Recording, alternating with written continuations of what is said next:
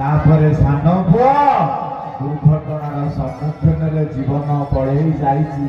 सबु कथा को केंद्रीभूत कर सारिबा परे जमीदार शरीर असुस्थ हो जाइछि बेड रे सोई पड़िचंती शेषरे निश्वास मारी कहउचंती सजनी जो बाबाजी आसुथला आम घर को आउ आसु नाही ना ना ना ता ठिकाणाटा को लेकी जीवा टिके ता आश्रम को मठरे पहुंचीबा ना स्वामी मठ तांकर बहुत बाट केमिति आमे जीवा तम पुअर तो अवस्था या हो जाइछि ना आउ भोगिबा पई समय अछि ना कहिथिला परा बाबाजी कहिथिला जमीदार मुजार खाई खाए तार ऋण रखेना कोदिन आसीबो कबाट बाड़ौचंती ठाकुरे मारे माटी बल बल हेई बुढ़ी हेई गलाणी बयस बढ़ी बढ़ी जाउची आसी कबाट खोलिला कहिला बाबा तुमे आसीच ना तो स्वामीर संदेह हैला तो सेथि ताई आसीची खट पाखक गले ठाकुरे आउसी देले तुलसी टिके देले जमीदार पचारुचंती बाबा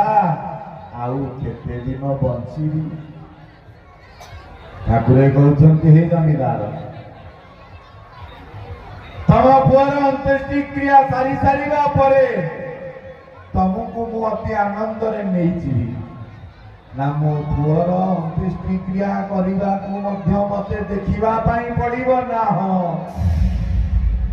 मु तो मो पुअर अंत्येष्टि क्रिया कर देबी हेले बाबाजी मु मले मो स्त्री मले